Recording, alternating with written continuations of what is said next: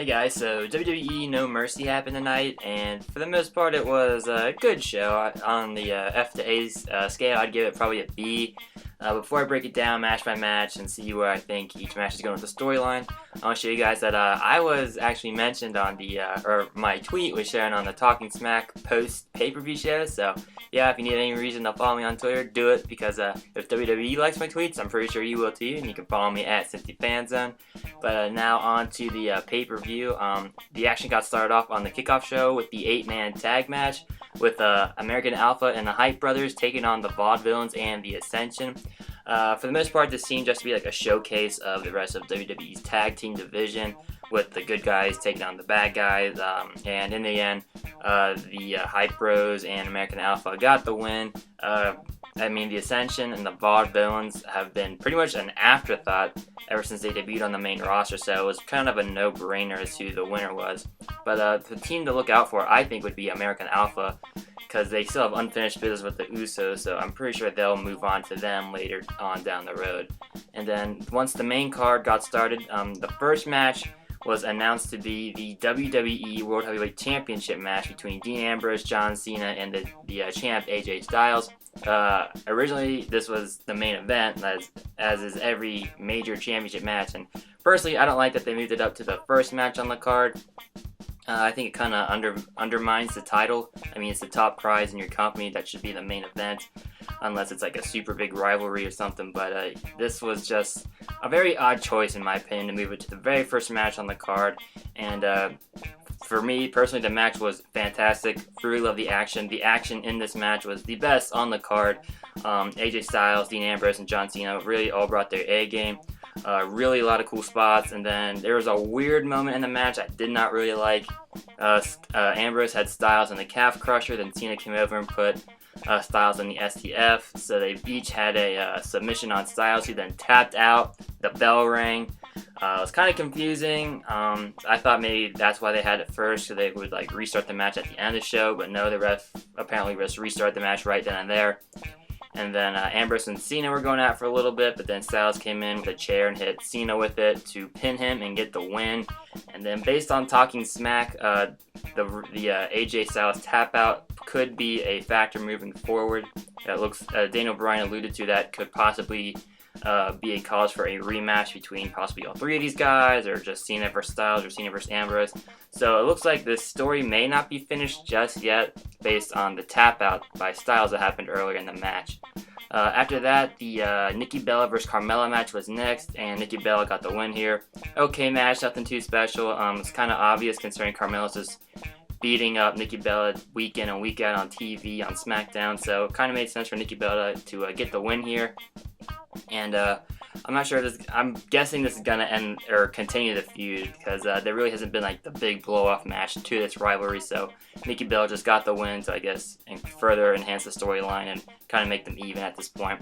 After that, it was the Tag Team Championship match between the Usos and Heath Slater and Rhino, and a really solid match. Okay action. Rhino does a great job of being the powerhouse of Slater and Rhino. He just cleans house with gores left and right.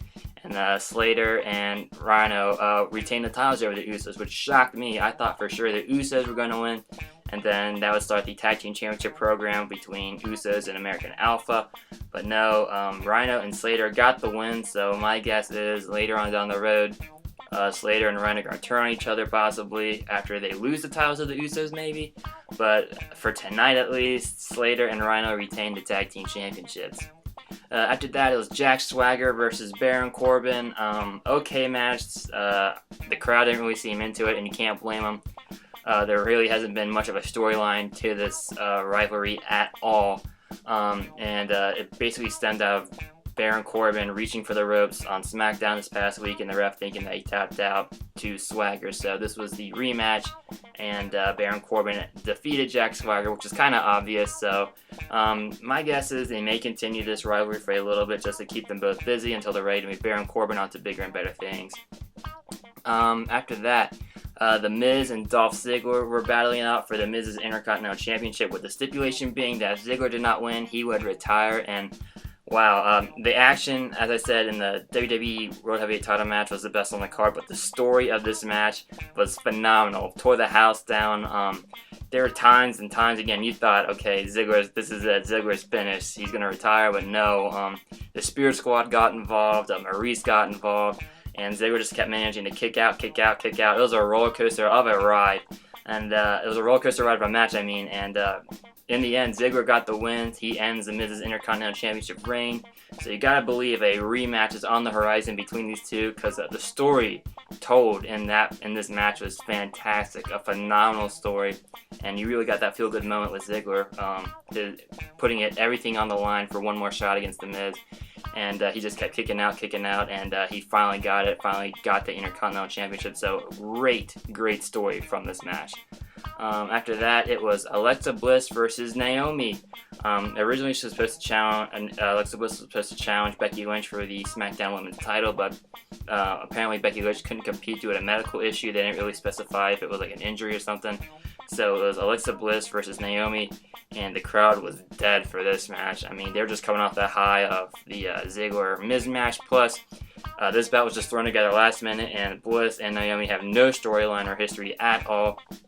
And the action in itself was decent. I mean, it was passable, I guess. And in the end, which shocked me, Naomi ended up pinning Alexa Bliss for the win. And I don't know if this is going to lead to a triple threat, because they said Alexa Bliss is going to face Becky Lynch for the title one-on-one when SmackDown's in, I think, Scotland, they said. But tonight, Naomi defeats Alexa Bliss, and I did not like the decision. I mean, Alexa Bliss is your number one contender for a reason. So you would think WWE want to protect her and keep that image, but they had Naomi win, so this could set for a triple threat later on down the road. That's what they were kind of alluding to on the Talking Smack post show. So where Naomi fits into this still remains to be seen.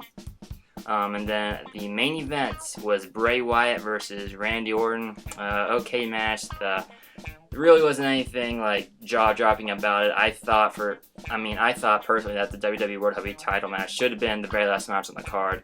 And then when they moved to the front, I thought, okay, Miz Ziggler was going to be the last match on the card. And that wasn't. It was Bray Wyatt versus Randy Orton. The match was nothing special. The only cool part of it to me was Luke Harper making his return in the ring, which was pretty cool. I mean, you had to figure something like that was going to happen if that was the last match on the card, and it ended up being Luke Harper making his grand return, which ends up costing Orton the match. He distracted Orton. Bray Wyatt hits Sister Abigail on Orton and gets the pin for the 1-2-3. I mean, it's a good thing Wyatt won, because he pretty much loses every feud he's been in.